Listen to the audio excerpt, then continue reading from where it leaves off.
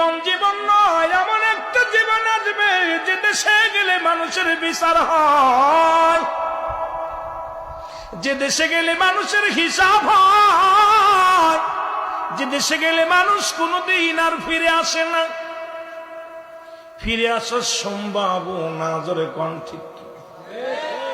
মানুষের তিনটা বিপদ। নাম্বার 1 হলো মানুষের মরণ, নাম্বার 2 হলো কবর, নাম্বার 3 হলো কিয়ামতের ময়দান।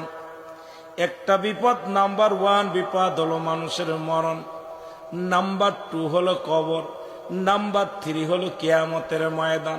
এ দুনিয়ার মুসলমান শুনে নাও গো,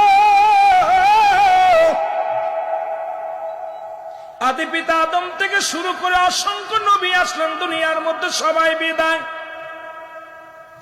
এই আসছে মানুষ, হয় দুদিন আগে দুদিন পরে বিদায় নিতে হবে। মানুষের মৃত্যু হয় দুইটা টাইমে, একটা হলো রাতের বেলা, একটা হলো দিনের বেলা। আল্লাহ দিন শুরু করেছে, আল্লাহ দিন শুরু করেছিল, শেষ করেছিলেন মুসলমান। আমি আপনি ইন্তেকাল করি নাই, এখনো পর্যন্ত আপনি আমি জিন্দা আছি। আল্লাহ আমাদের মৃত্যু দেয় নাই। রাত শেষ করতে পারবো কেউ গ্যারান্টি দিতে পারবো না।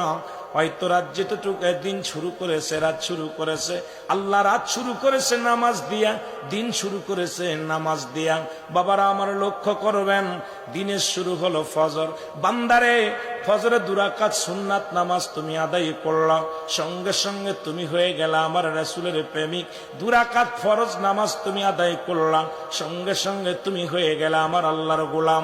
এখন দিনের বেলা যদি মৃত্যু হয়, যেহেতু মরণের পেয়ালা পান করতে হবে, দিনের বেলা মৃত্যুবরণ করলে আপনি হলেন আমার নবীর প্রেমিক, আল্লাহর গোলাম।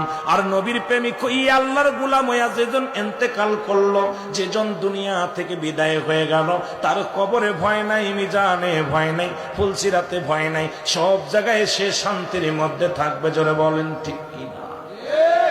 এ মুসলমান গভীর মনোযোগ।